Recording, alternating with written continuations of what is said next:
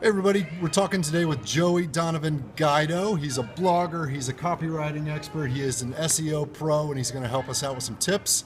You can follow Joey at DaddyBrain11, that's the number 11. Joey, let's talk SEO, man. Sure. You want some coffee? So Joey, tell us, as far as PR pros that are writing blog content, that are writing press releases, what are some of the tips that they can implement to ensure that those vehicles are SEO friendly? Okay, that's a great question. Let's go with the top three. First of which would be making sure that the headline is populated with at least one good keyword or keyword phrase, maybe two if they're short. And then the next step would be to put your keywords somewhere in the first paragraph, preferably in the first sentence if you could, somewhere in the middle of your press release or your blog post, and then right at the end.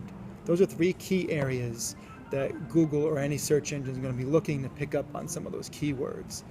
And then the third would be to make sure you populate every image with a clear SEO-rich name, both in the name of the image, so if it's a JPEG, we don't want any 1285463.jpg. Let's name it. And then also you can use that same keyword or keyword phrase that you're naming your picture with in your alternate image tag. And that's for those people who aren't as savvy with coding. That's just a line of code that would go into the website or the press release. Okay. Joey, what's one of the most commonly overlooked opportunities that people have to advance their digital SEO that they're not seeing, they're not thinking about? Yeah, I would say their photography, the imagery that they're using on their site, their blog, their press releases. What happens is, I would say like 95% of the clients I work with do not have their photography or their imagery optimized. And we kind of just talked about that a little bit, but what's really great about optimizing that is it's easy, it's fast, and once you have your top list of keywords, all you have to do is punch them in. Into the tags or the descriptions. You would punch them into the Caption, to the JPEG, to the actual name of the photo, and then also into that alternate image tag. What are people doing that they may think is helping with SEO that actually isn't? There are a couple of things that come to mind, and the first of which is when people set up a blog separate from their website. And the philosophy behind this is that they think, well, if I've got two websites or two impressions on the web, that's better. Double is better than one.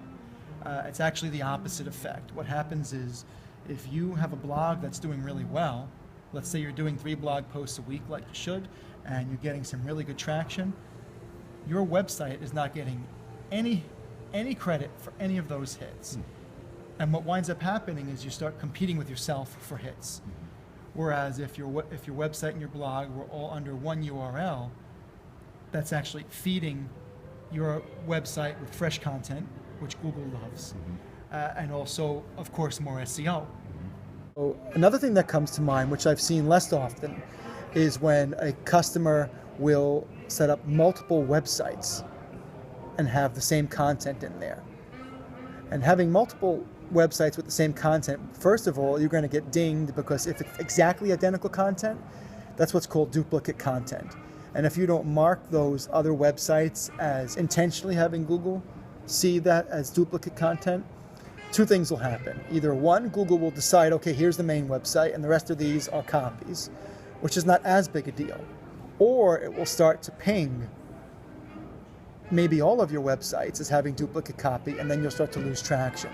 We want to have one website that's got all that traffic coming to it, giving that one website all the authority we can muster, so they show up as close as possible to number one.